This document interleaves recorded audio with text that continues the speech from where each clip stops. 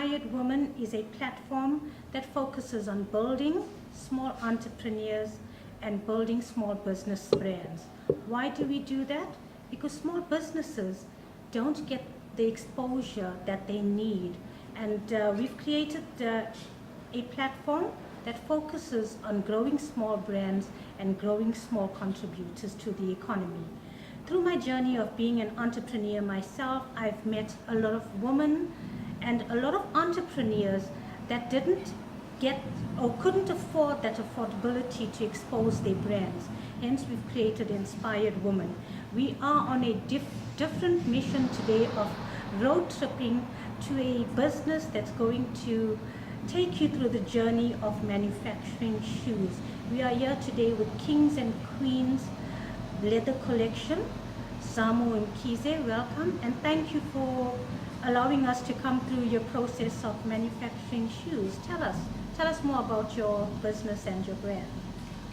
Thank you very much, Reshma, for this platform.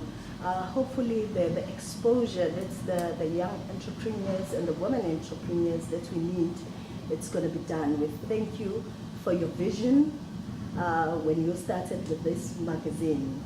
But hopefully going into future, it's what we really need as entrepreneurs, the exposure, so that the business can be known out there.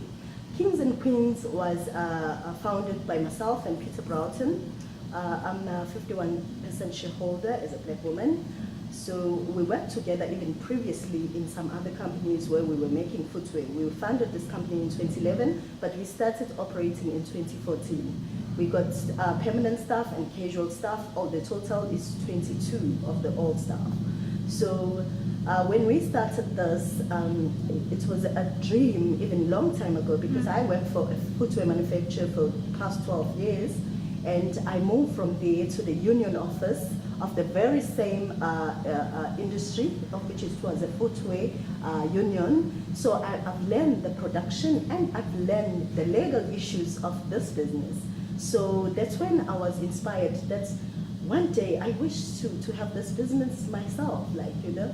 So that's when me, myself and Peter retired where he was working, and he called me when I was in the union office and said, Zama, can we start something together, like, you know? Because he tried, but he was stuck because he's a designer and I'm in the production side, you know? Okay. So he tried, but he was all over the place because he had to do sales, returns, he had to do everything on booking himself.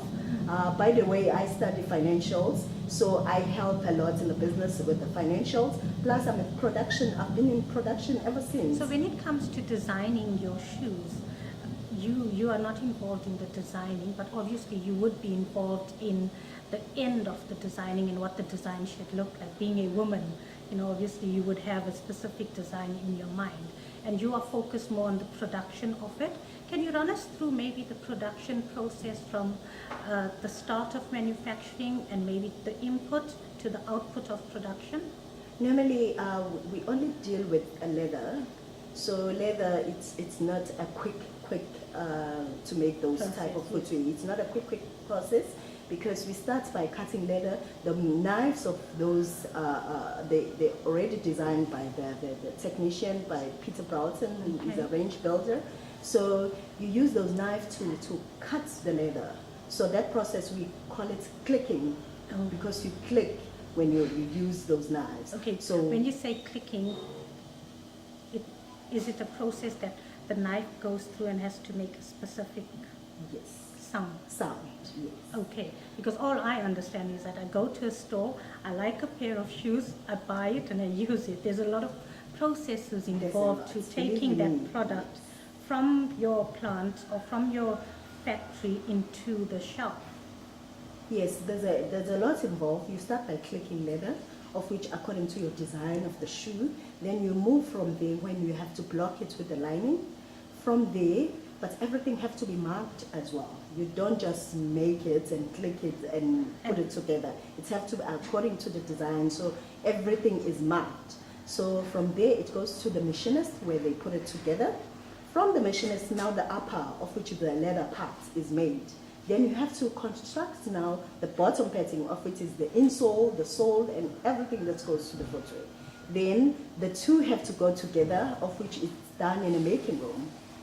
So the making room process, it's when the shoes is made. It's when the top part, of which is the upper, and the insole part, and the sole, that comes together now to make a complete shoe. You find your footwear, you got an upper, and you got a sole, and it's stuck together. So if you take one of your shoes here, one of your samples, can you demonstrate to us how the... Yes. Okay. So this is the upper, this is the leather that is clipped, and this is the lining to make the comforts, you know. So once it's done, it have to be marked, then it have to be stitched together. So this part and this part and that's the three different components now. You got the leather, you got the insole, then you got the sole. Now you have to work to put it together. This have to be covered, as you can see, it's covered, and this have to be pasted with the glue. When you put this and this together, then you have to put glue so that you can stick the sole. And I see there's stitching involved. Yes, there's stitching involved. Okay, so it's quite a lengthy process to get a pair of shoes onto the shelf. How many pairs of shoes do you manufacture? I would ask, maybe in an hour or a day? In a day, we're supposed to be making 200 to 300 pairs a day. That's what this stuff can produce. But judging by the economic crisis of the country, so a lot of our industries, we're battling with work because leather is expensive. There's a lot of challenges that we are facing as a country, being like cheap labor, China's imports. So there's a lot of shoes that you find around in the streets of Durban. So people wouldn't buy leather if there's shoes lying around at a cheaper price. So we are facing those challenges, and there's a big challenges. Until South Africans are trained to buy South African brand, then we can overcome that as a country. So how do you overcome these challenges? You are saying that you have a lot of competitors with the stores that are selling on the roadside and, you know, informal trade, I would call it. How do you overcome that? I know you have quality, you know, when it comes to quality, your quality stands out and speaks for itself. How do you overcome that? Out there's still those working class that they believe in a quality shoe, you know. Yes. You wouldn't want to rob that, you know, take away that from them, because there's still people that believe in a quality shoe.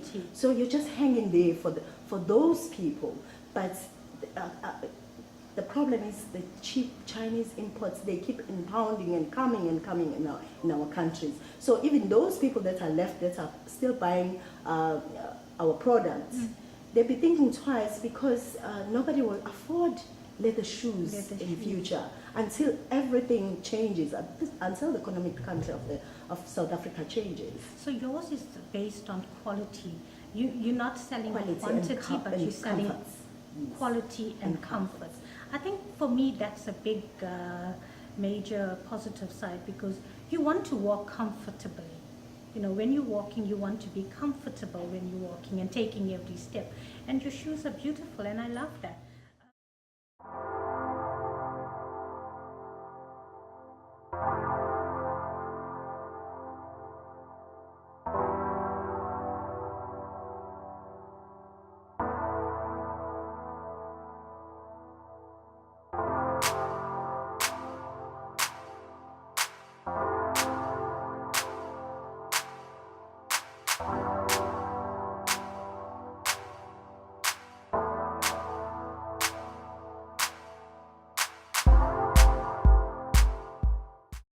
Tell me more, Samu. What are some of your challenges that you faced apart from your competitors? How do you handle them? Your secrets to success? I'm a child of God. I believe in God, and I believe that God is own economic structures, you know. Irrespective the country is doing so bad, but because I'm a child of God, I know that God is different than the world. He's the one who created this world, and we know what's happening in this world. So I'm just hanging in there, believing in God that He won't take me so far and leave me. So He opened doors, nobody would close them. Definitely, you know. I still believe in God, and there's people that are working here for their children, for their homes, like, you know. Absolutely. So God wouldn't let us die, like, you know. Yes. He wouldn't let this company go down. So I still believe in God, and I still believe that this country was created by God. So we will pray for our South Africa, so that they turn around, for our economic, you know, become positive. Then I think everything will pick up. So we're just hanging in there. Your positive mindset drives your business in a positive direction. Definitely. It sustains it, and obviously it comes along with prayer and believing in what you have started. Yes, and also on businesses now, and also we try to open up our, as you see, Kingz and Queenz leather collection. It's a new brand. Yes. So we want to retail ourselves. We want to have shop ourselves. I think that's my next question. Where can we find your beautiful shoes? You know, I walk in, at least now I can say that if I walk into this specific store, this is Samo Nkiz's product. This is Kingz and Queenz leather collection product. So we supply the retail sector. We supply Kingsmith. Kingsmith shoes? Yes, Kingsmith shoes. And we supply the space. Okay. But if you look for my products, you have to specifically ask for the leather, because I'm on leather section. Because you find that the retail sector, they mix their shoes in the shelves. So you just ask the salesperson that I'm looking for specifically leather, like, you know, then it's when you're going to see my product. Wonderful. So it's great to, now that you know, when I step into Kingsmith shoes or space, I would be looking out for Kingz and Queenz leather collection. And do you sell to private companies apart from the stores? Yes, hawkers are welcome, even public is welcome, you know.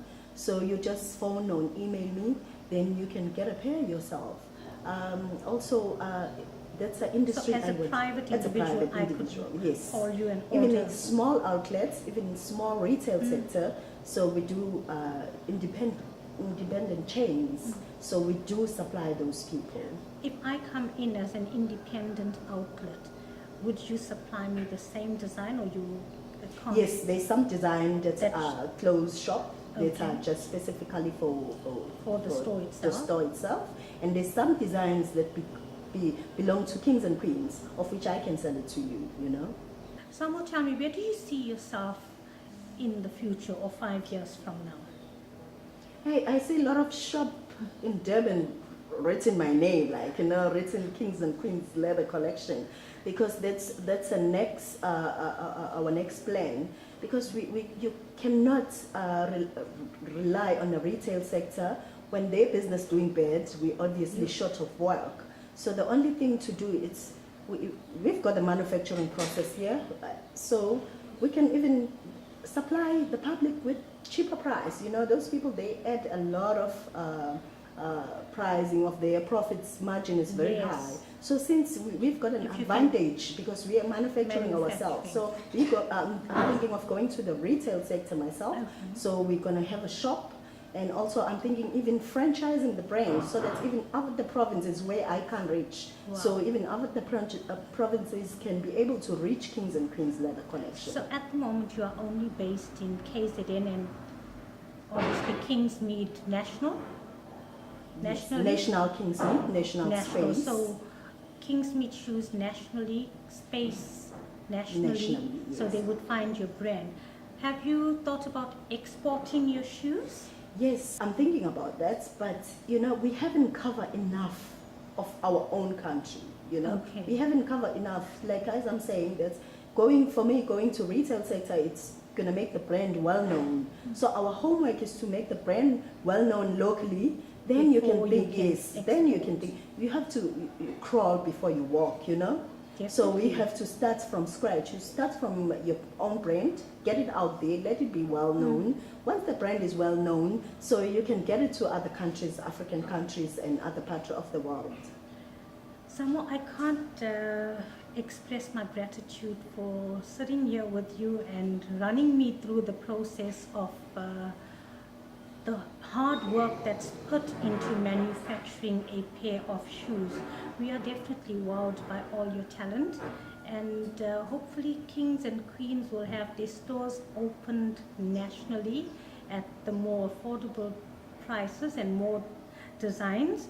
and obviously to order and hopefully see more smaller retail outlets come to your doors and buy your brands. So if you need any of Zamo's brands, that's the Kingz and Queenz collection, you would find her details on our screen. Or Zamo, maybe you would like to share a website or contact details to contact you.